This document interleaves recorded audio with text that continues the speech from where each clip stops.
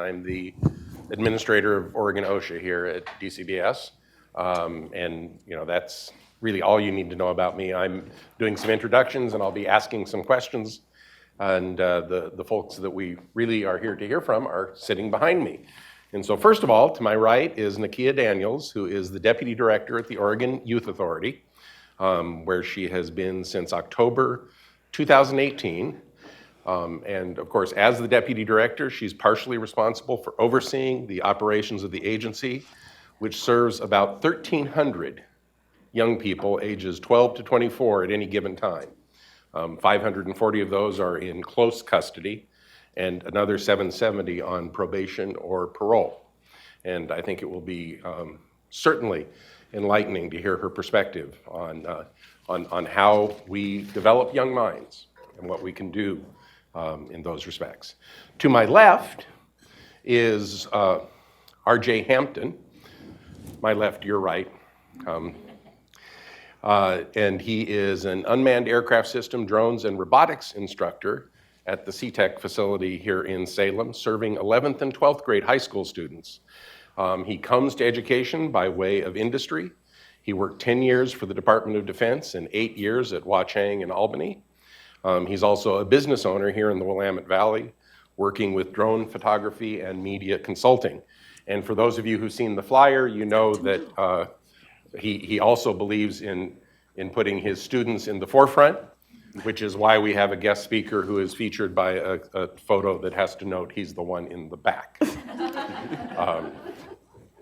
So with that, I do have some questions, and as I look at the first question on the list here, I realize that I'm feeling like I want to tell you that I didn't write these questions. So this is just a light sort of conversation starter, icebreaker for Nakeia. What programs have you implemented since you joined the ranks at OYA? I appreciate that very light, very general question. So one of the things I'll start with is by reiterating what was shared. And please tell me your first name again, sir.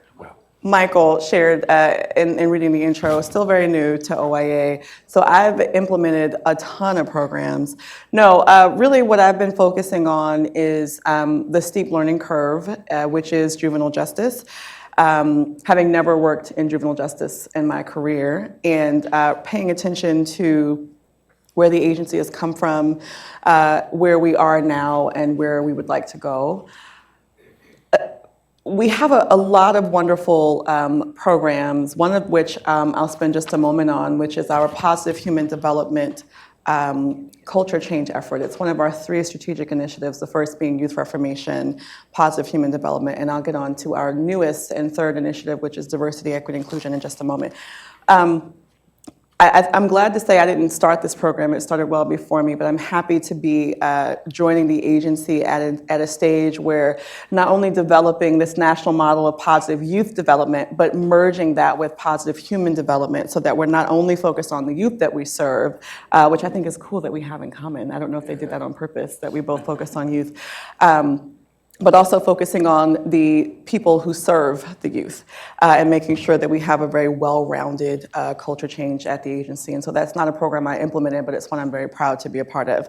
I am, though, proud to say, and I brought a guest with me, Jennifer Puentes, who, I don't know if anybody can see her, but she's up front, has been a wonderful partner in helping me implement or start a collaborative and cohesive strategic initiative around diversity, equity, and inclusion that doesn't sit in a single department but belongs to the entire agency. And so I'll wrap up my answer by saying that's one of the things I'm happy to say that I've been a part of starting or helping to get implemented since coming on in the 3 days I've been with my agency.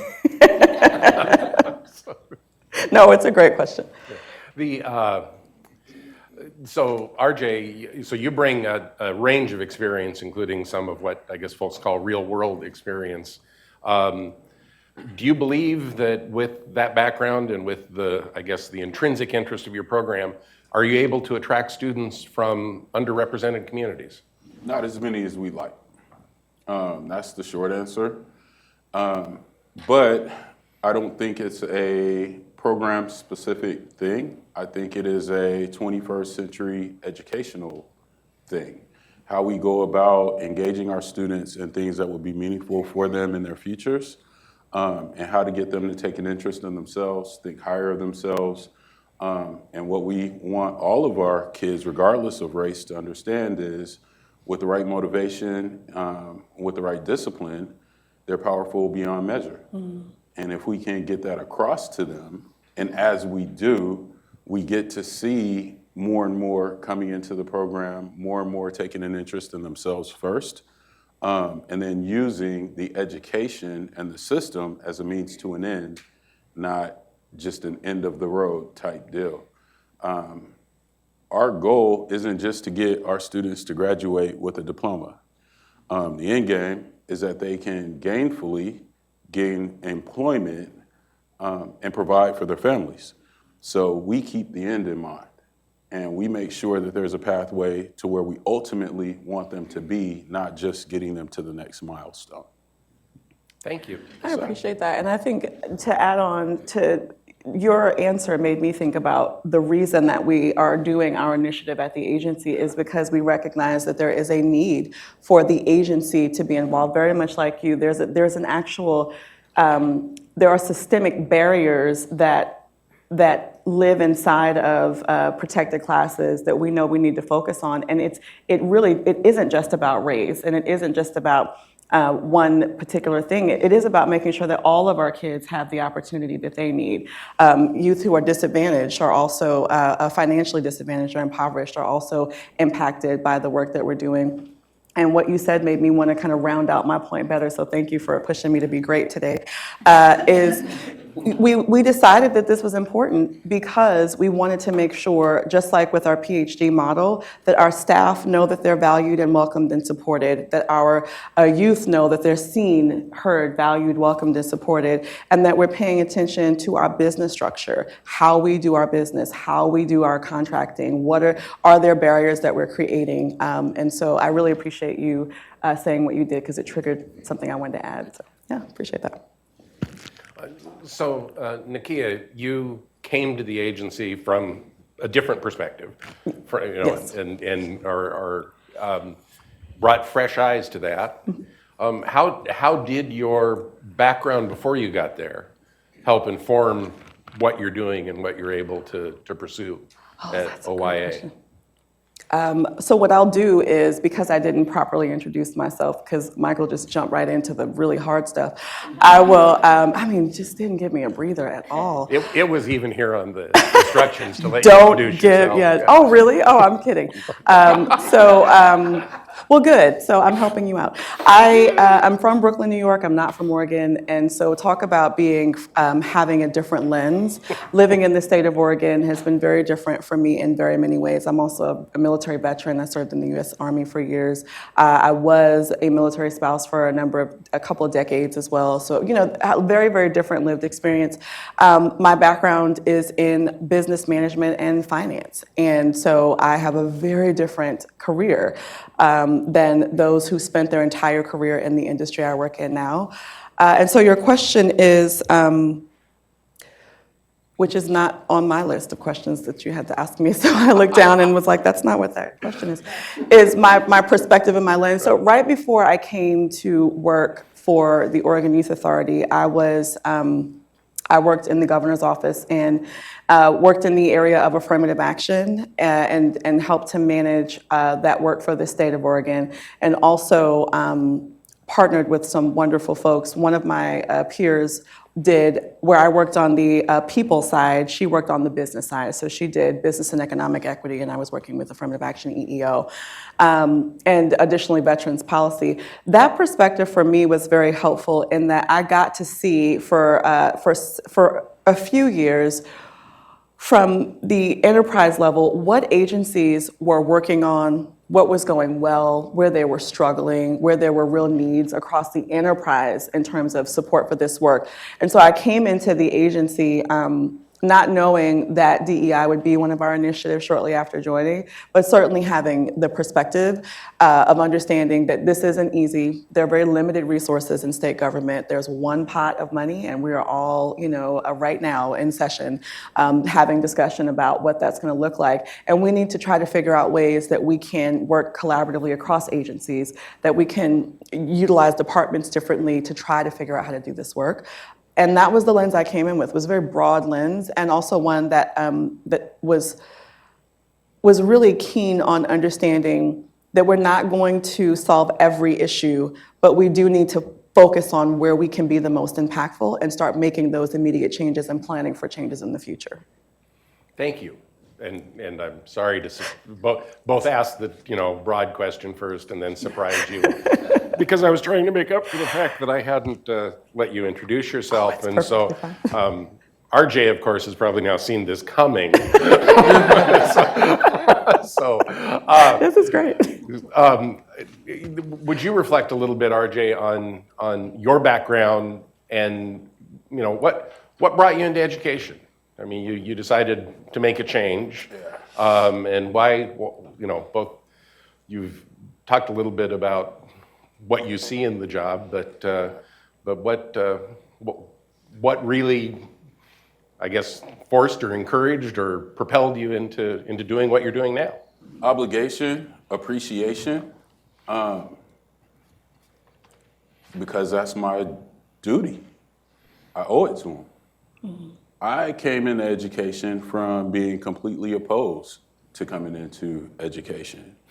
I had a 7th grade math teacher that told my mother in front of me to just let me drop out. I wasn't ever going to be anything because I didn't know math and wouldn't be able to get it.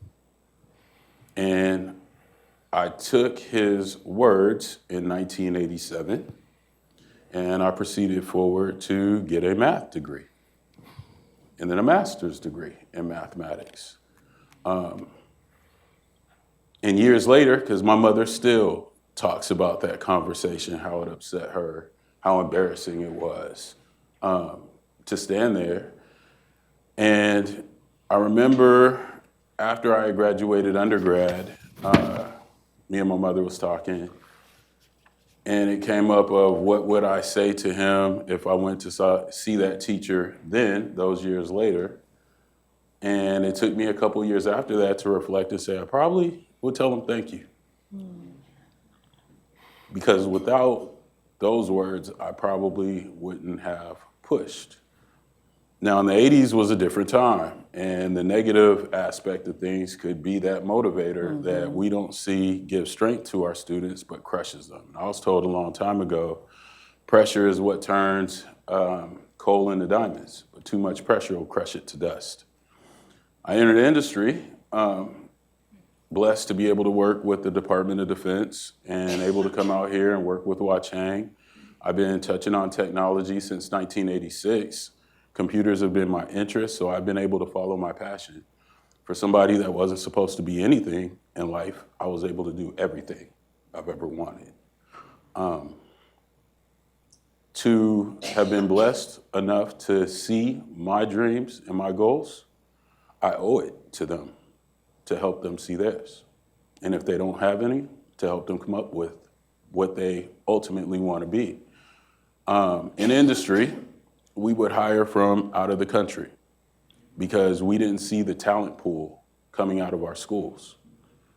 I was on the side of the table that complained, that rationalized and reasoned and gave value to the need to hire from visas instead of empowering our students in the classroom. And I'm an engineer at heart, and engineers don't walk around complaining about things. We identify problems to fix them. So I don't really look at myself as an instructor or a teacher. And I tell the students, there's really no such thing as a teacher. Everything that you learn is self-taught. We're just great pitchmen. We get you interested in the subject enough for you want to run with it. I had to come off from the complaining side of the table. I had to kill the complaints and give rise to hope. Give our kids something to believe in, dreams to follow, and the tools to empower them. And that's my work. Thank you.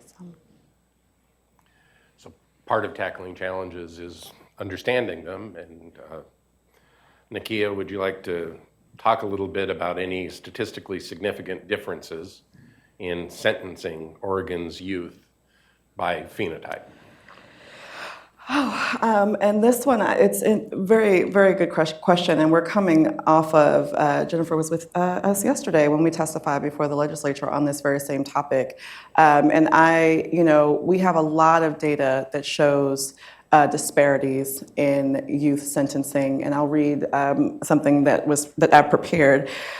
Which is that compared to white youth, African American youth are 2 times as likely to be placed on OYA probation, more than 3 times as likely to be committed to a youth correctional facility, our closed custody facilities, nearly 7 times as likely to be committed to DOC. Compared to white youth, Native American youth are roughly 3 times more likely to be placed in OYA probation or committed to a YCF, a youth correctional facility, and over 3 times as likely to be committed to DOC. And as of this year, Latino youth are nearly 2.5 times as likely as white youth to be committed to DOC. So we absolutely know, and the data bears out, that there are significant differences in how youth are sentenced. It could be anything as significant or insignificant as your zip code that will determine how you are or how frequently you are, depending on your race. It is something that, as an agency, and I will be appointed and share with the support of a governor who also sees this as an important issue for us to tackle as a state.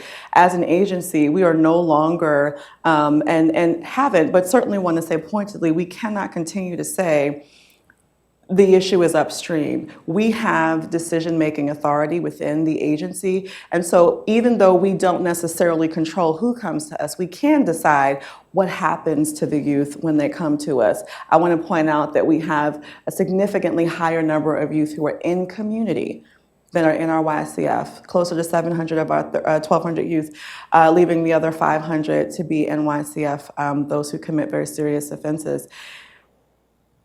We can't know the data and not let it change us.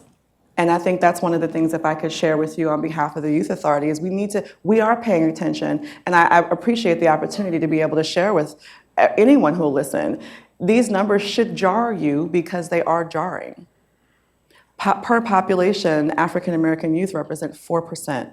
And yet the numbers, as you've heard, make them 3 times as likely to be committed to a YCF. Native American youth represent less than 4% and have significantly higher numbers in our juvenile justice system. That needs to concern us. And for the Youth Authority, we are aware of it. We're doing what we can, but this is a much larger issue. And we're partnering with our county partners, and we appreciate them sincerely. The problem is the numbers are what they are, and we just need to start trying to figure out why they are the way that they are. To ask another question that's not on your sheet, is it fair to say that what you've just said is also a challenge to the rest of us in other programs and other agencies to take a hard look at numbers related to the services we provide or the protections we provide? This isn't just an OYA or even just an OYA and DOC problem. Is that a fair? Absolutely, and I think what can be challenging for people, and certainly was for me before coming to OYA, is one, access to this information, and then once you get it, what do you do? What's your circle of influence, if you will, in this regard? And there's so many things. One of the questions that I was asked, and I'll get a little ahead of myself, is, we need diverse staff. We need diverse foster care parents. We need people within position to help support youth as they come into or before they even get to our system.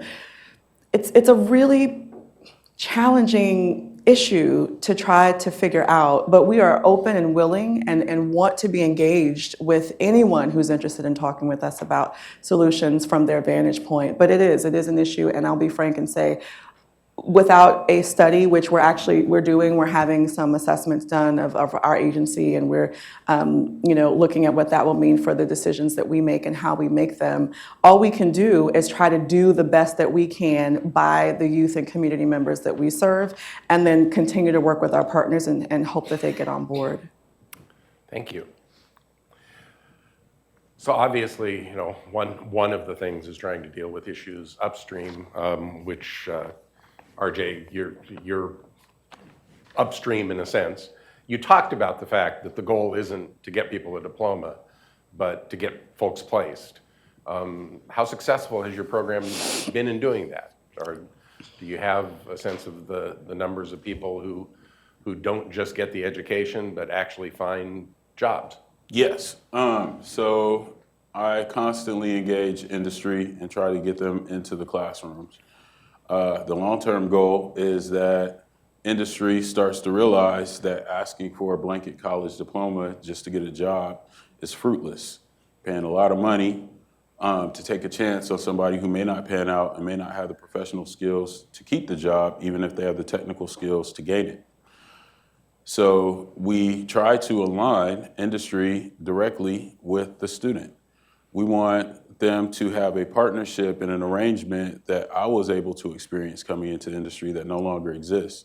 And that's where a company can invest in an employee, believe in them.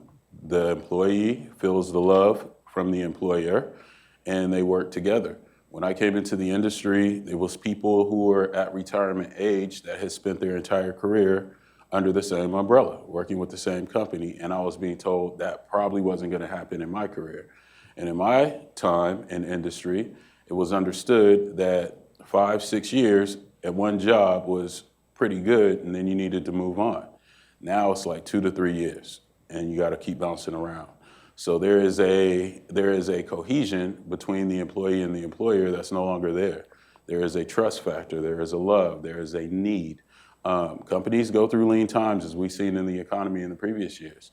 And what an employer wants is to be able to look at a team and say, are you still with me even if I can't meet payroll this week?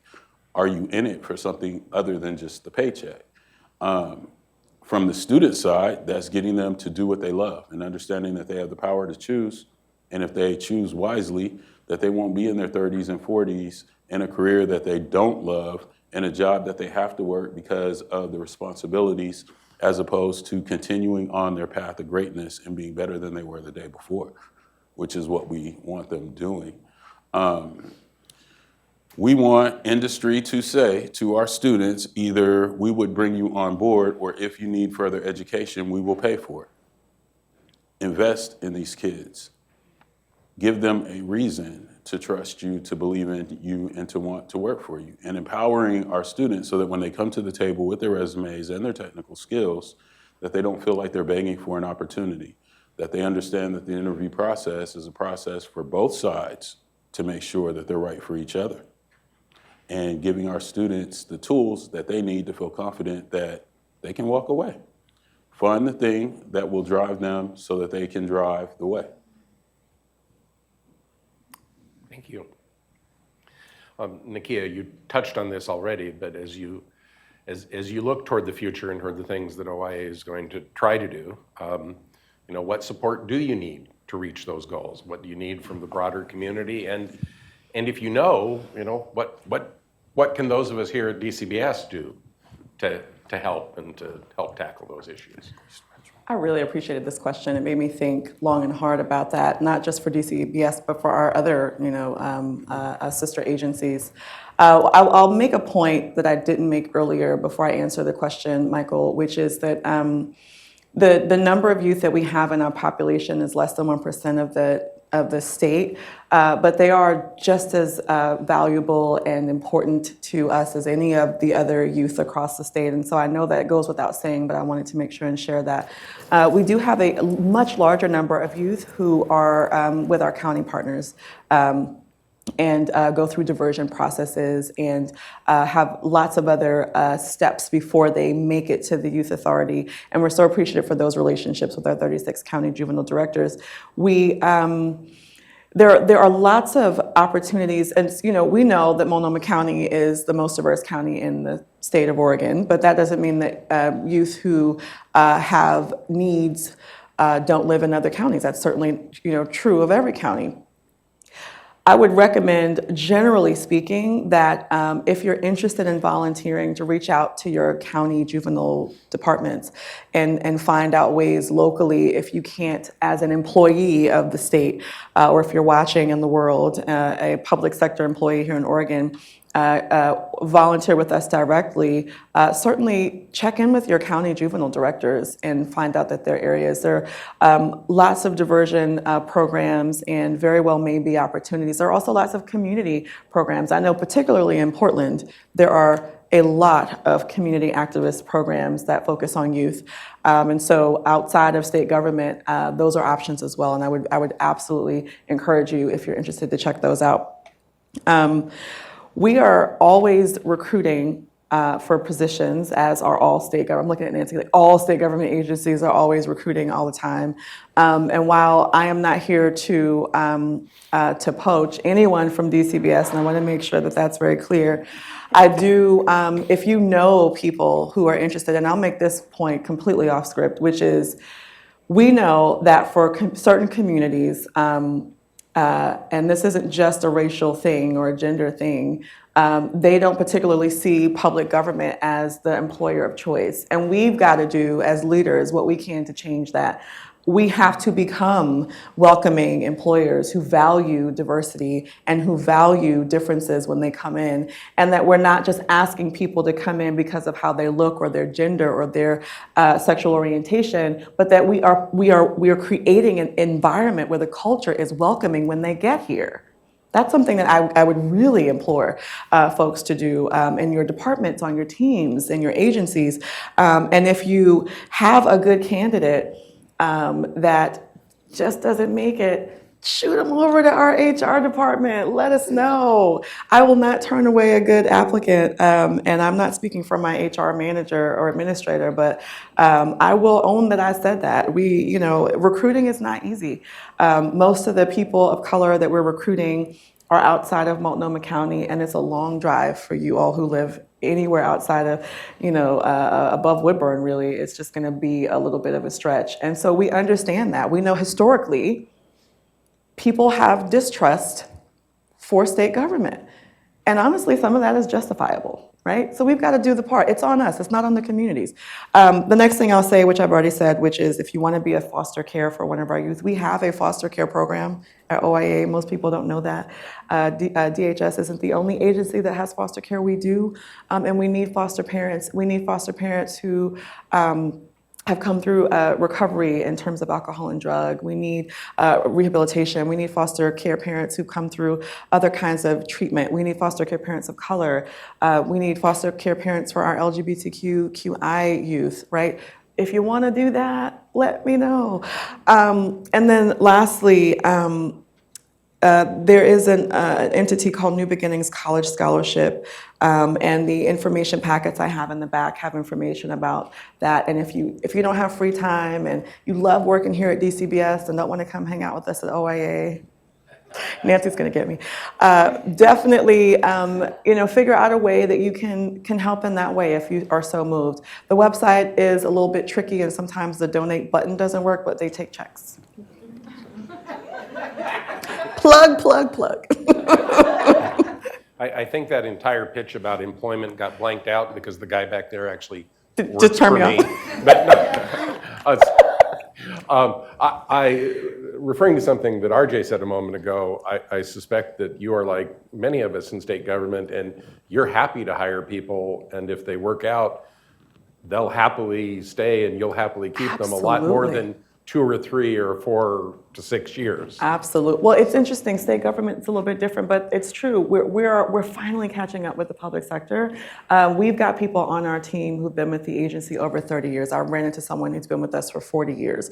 But we are now in this wave where there is a little of a larger presence of folks coming in, millennials and otherwise, who aren't necessarily going to do that. And so we're welcome, as you mentioned. We want qualified folks, and we want them for as long as they want to stay with us. And if they need to transition, that's fine too. But yes, that's a really great point. We do want to qualify candidates and keep them as long as we can. So RJ, I have one more question before we turn the audience loose, and you don't have any of their questions.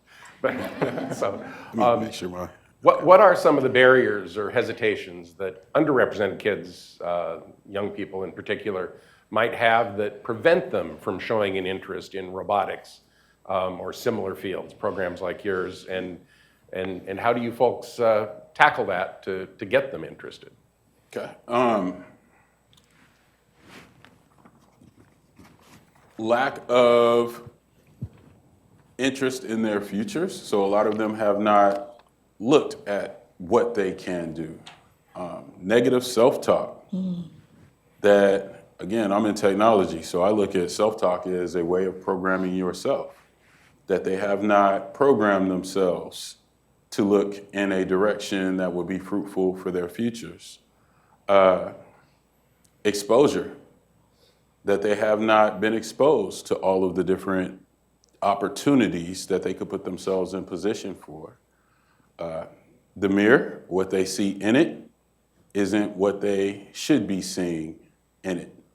And that also plays into the self-talk, as well as having somebody there that's telling them, hey, why don't you try this? And then following through. I think there just needs to be a stronger individualized message to the student so that we're treating them as an individual, not as a demographic, not as a class, not as a part of this bigger group that doesn't speak to them directly. I think when they are made to personalize their own situation, analyze their own behavior and their own actions, and given a point that will put them in a better position than they were, they'll run towards that. Give them a reason is the biggest thing, because if you show them why, they're going to ask you why not. And if you can't follow up with a good, convincing answer, they're going to look in another direction. There's no lack of influences in our community. It's just making sure that the right ones stand above all of the rest of them. Thank you.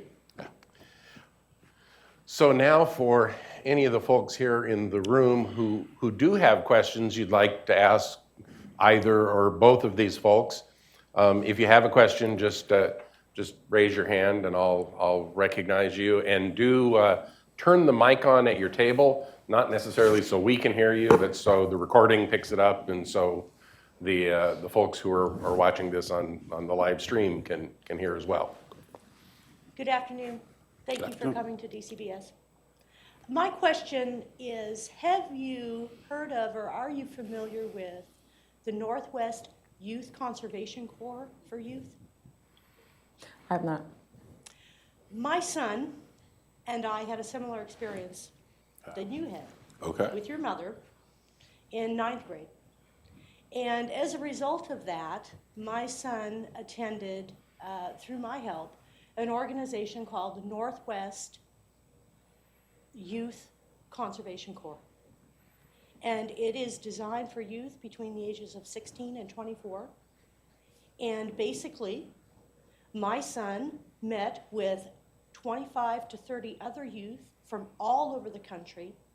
And for a period of 5 to 6 weeks during different seasonal times of the year, they would perform conservation duties, trail, repairing trails, repairing erosions. They worked the Pacific Trail up around Wenatchee, Washington, Idaho. And as I'm listening to you today, I'm just thinking that that would just be an excellent program for some of your youth. Is this run by a veteran?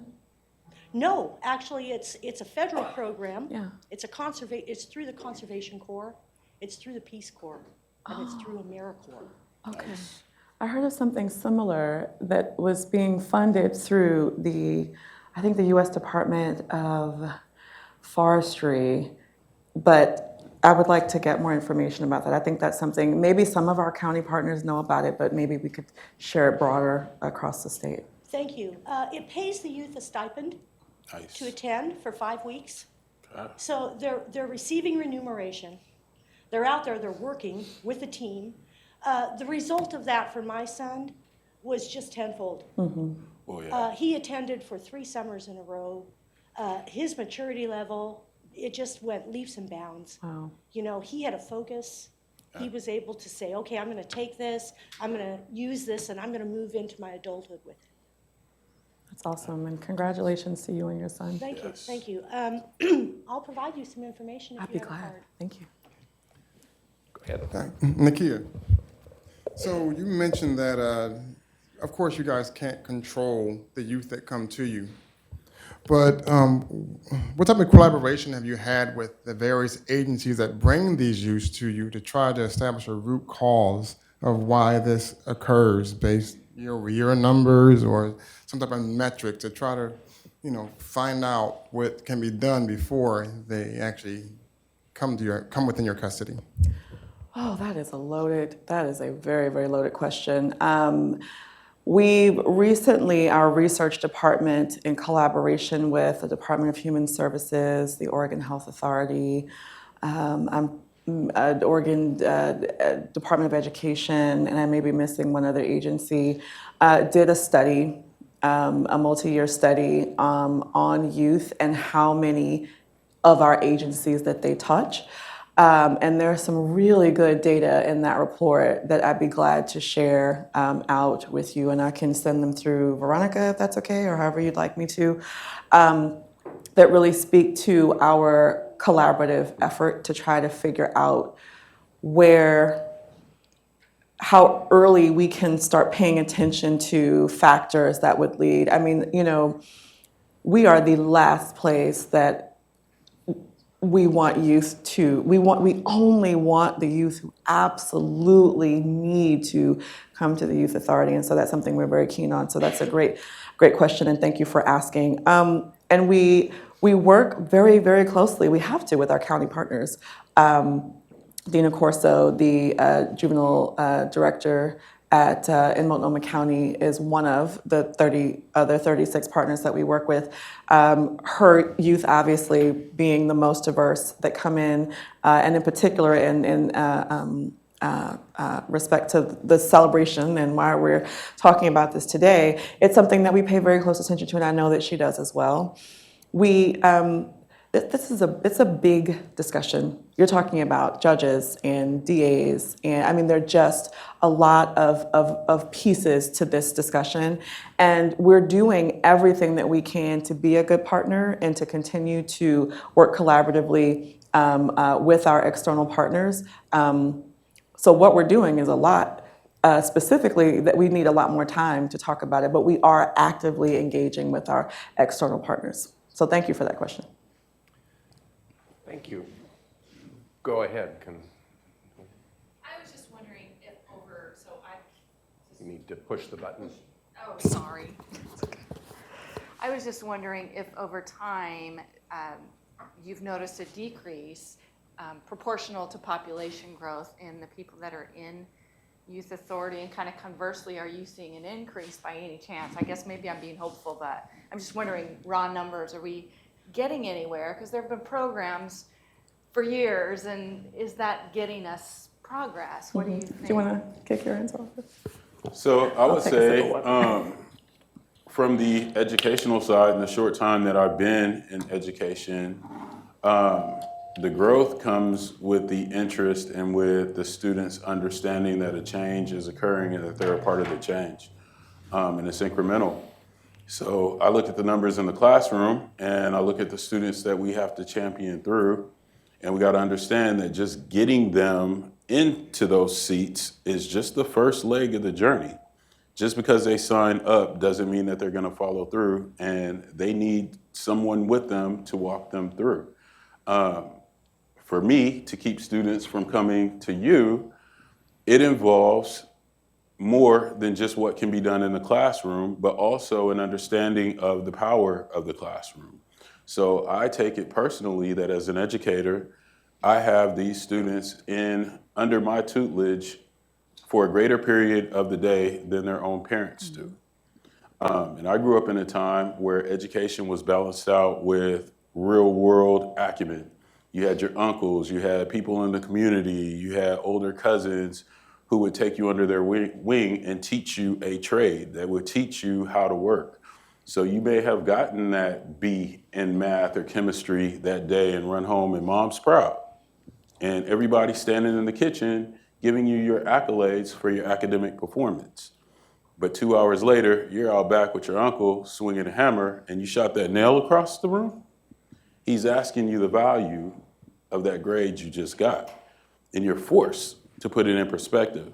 When you grow up with that, you grow up with a different sensibility of importance, of value, of responsibility, of know-how, of skill, of labor, and what it means to work and work hard, to work for a goal, to accomplish, to fail, and to try again.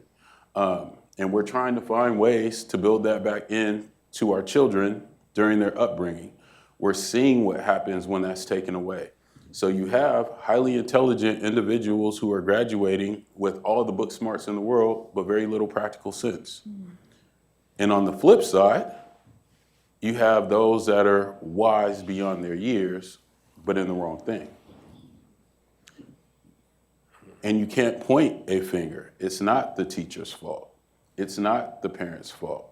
It's not any one particular individual in the community's fault. It's all of our faults collectively. Everyone that could have said a word, did a thing, extended a hand, helped here, given time there.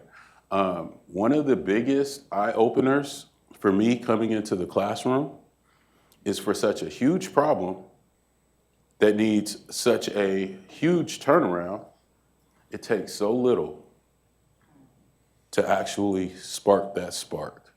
I don't fight my students. I don't battle when I come into the classroom. We were just talking about it this morning. We start our day at 8 o'clock. My students show up 30 minutes early and just get to work. And that's not because of me. That's not because of CTEC. That's not because of the district. That's not because of any of the problems that are happening outside. That's not because of any of the promises that happens on the outside. That's because that student woke up this morning. No students woke up this morning, looked in the mirror and decided to end the day better than they started it.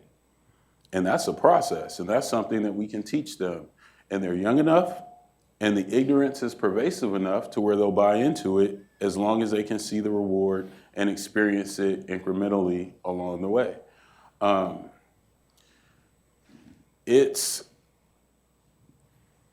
It's a two-sided coin in trying to improve these numbers because with the math background that I have, I don't trust a lot of the data analysis that I see.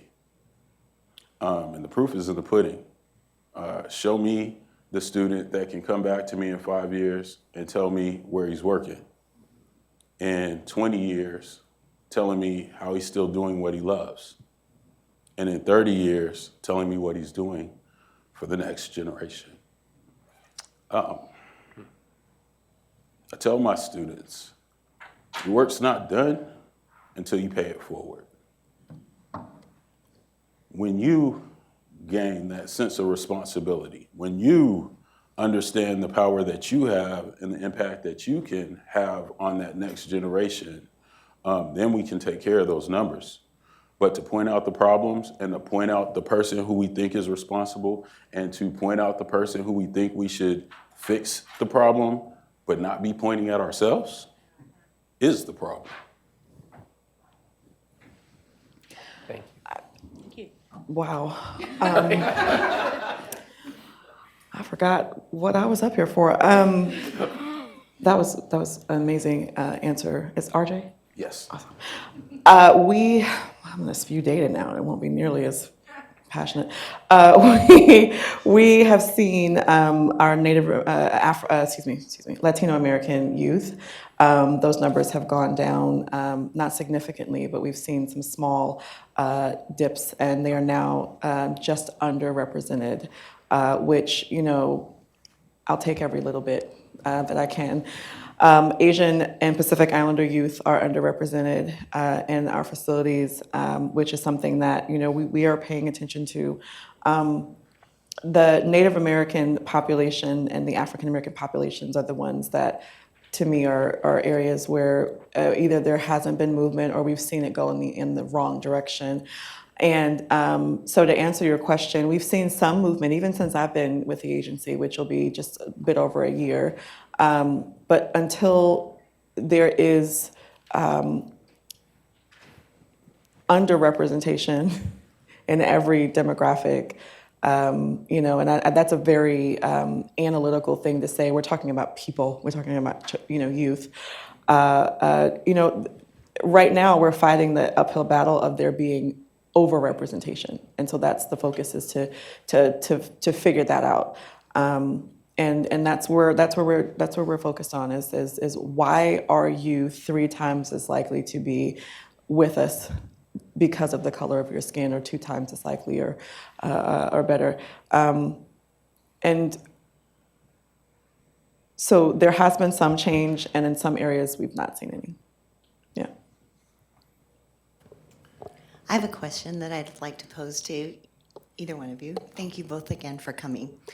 I work in education, and I'm going to say to the group here, RJ runs a fabulous program at the Career Tech. I just want to put a plug in. Thank you. Thank you very much. Your co-presenter put a plug there. Got to put a plug there. Sure. My concern, and I very much appreciated, RJ, your insightfulness as far as the data. My concern is I just reviewed some data about the rise in out-of-school suspension amongst our kindergartners through 5th grade. Mm-hmm. I know, isn't that amazing? And it was broken down according to ethnicity. And true to form, it's like, I'm supposed to be here for a reason to hear this, because what you both have been saying is what the data is producing. And that, but on the other end of the spectrum, in elementary school, like, why would you suspend a kindergartner or a 1st grader? I just, it's incomprehensible to me. And then in looking at the data, there seems to be a jump between 5th and 6th grade. And then I can just see this trajectory of the school to prison pipeline from then on as I'm translating the data. But I'm also seeing where it's starting and how long it's been on this course from elementary school. So it's no longer the school to prison pipeline. I'd like to say it starts in elementary school, and I don't know what happens. I think I can speak a little bit to that. But again, from an engineering perspective, I found that the greatest way to solve a problem is to recognize our parts in it. If I can blame myself, I can fix it. If I'm pointing the finger, then I have to expect change elsewhere. One of the things that I noticed with kids in general, and to me this was, I don't know, it was an aha moment to me, and I don't understand why others don't see it as clearly, but how many of us have children? Okay. So then we all remember when our child was 3, 4, 5 years old, running around the house, asking a zillion questions about the world around them. So many questions, we couldn't wait to get them in a school so that somebody would be paid to answer their questions and we could get back to the things that we were doing. That inquisitive mind, we no longer see when they're walking across that stage at graduation. We're seeing somebody who feels tired and that they've paid their dues. But early on, in the kindergartens and the elementary schools, how long does it take before a child has asked the 10th, 15th, 30th question and not gotten an answer about the thing that they actually cared about knowing about? And how many times have they been told to curb that and learn this information that they're not even asking about? At what point do they decide, hey, school isn't a place for me to learn about things that I'm interested in. It's a place for me to come pay attention, follow directions, battle boredom, and try to stay out of trouble. So when we look at what's occurring, to me, it's not a shock as to how did this happen. It's just at what point do we expect it to happen? I think the shift is for us to be able to give our students that inquisitive nature back, have them asking those questions again, especially at the middle and the high school levels, because they're starting to get to an age where they can actually do something with the information that they're actually interested about. And to give them opportunities, put them in situations that challenge them, let them fall. I like to tell my students, I'll let you sink, but I won't let you drown. You're gonna gasp a little bit. You're gonna feel the pressure. And everything's not gonna be fair because life isn't fair. And we give them those tools early and teach them how to get over the hump, how to get over the hurdles as opposed to putting them in their own lane. And the most important thing of all, teaching our students how to get out of their own way. How many times do our students listen to music that degrades them? And then they repeat it to themselves amongst their friends and in the mirror. They can memorize the lyrics to songs that don't uplift them, but they can't remember their assignment from the night before. What are they programming themselves with? How many times have they talked about themselves in a derogatory term versus talked about their own greatness? I start every semester with the same thing, having our students stand up and just saying the words, I am great. I am as great as I want to be. Then I have them write down, I am, and I tell them to fill in the rest. Anything that they put after those two words, they have the power to be and should be the launch pad to everything that they become. And we understand that. But in practice, how many times have they walked that walk? How many times have they followed through on that lesson? How many times have they completed that assignment? And that's not something for the grade books.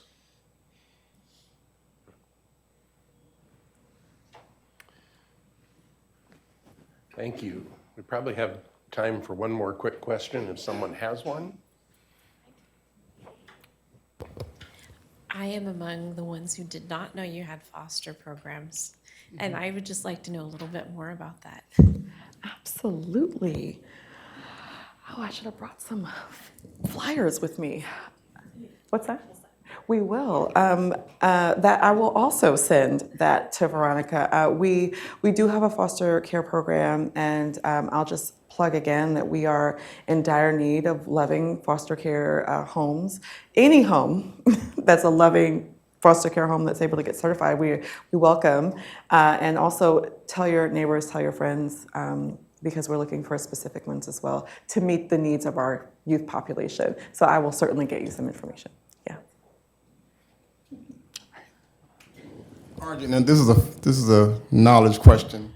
And this was printed, so I have to read it. So would you provide an overview of the FFA's requirements for flying drones, since you're a drone instructor, as a commercial aviator versus a private citizen in the state of Oregon?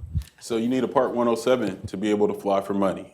And our students earn their Part 107 in the first year of our program. That's awesome. Making them official. And we teach them the power in that. So you do need to have a certification to be able to fly.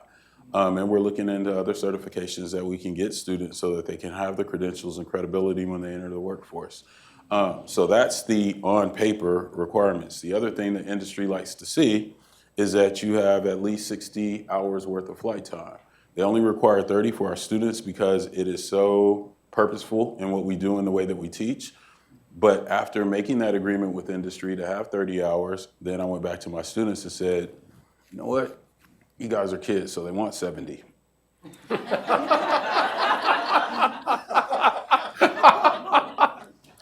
They'll hate me in the morning, but they'll love me again. And the other thing is pushing beyond just the paper requirements, understanding that you need to bring more to the table than what's being asked. And if you are trying to gain a job based on a job description, you probably went about it wrong anyway. We know how people really get gainfully employed. And if you don't know anybody and you don't have a way in, you better come to the table with something extra than just the fork and the knife, right? And so we teach students a greater side to the industry than just the latest programming language, the latest tools of the trade. We get them to understand that, hey, if you know how to fly a drone, nobody's probably gonna pay you just to fly the drone. What's your other skill? What way can you frame what you know and how you know it so that it's more than just a knowledge base? How can you communicate how CTEC is giving you the competitive advantage? You've chosen 2 years early to decide on something that you may be interested in doing for the next 40 years. It's a big decision. Look at people when they're signing on the dotted line when they purchase their house and understand what type of commitment that is. So to make that type of commitment to themselves and seeing the value and the power in that, I think is part of it. Again, if we give our students all the tools, all the know-how, and everything that they need to be successful and they don't have the confidence to step out and use it, what have we done? Thank you. So unfortunately, I have the role of saying we're out of time. So I do want to thank Veronica and the Diversity Council for setting this up. And we certainly want to thank RJ and Nakeia. I think we're very fortunate to have you here today, and I will take it on myself to say that I think we all recognize that we're very fortunate to have you where you are, that the state and society is better served for your presence. So thank you both very much.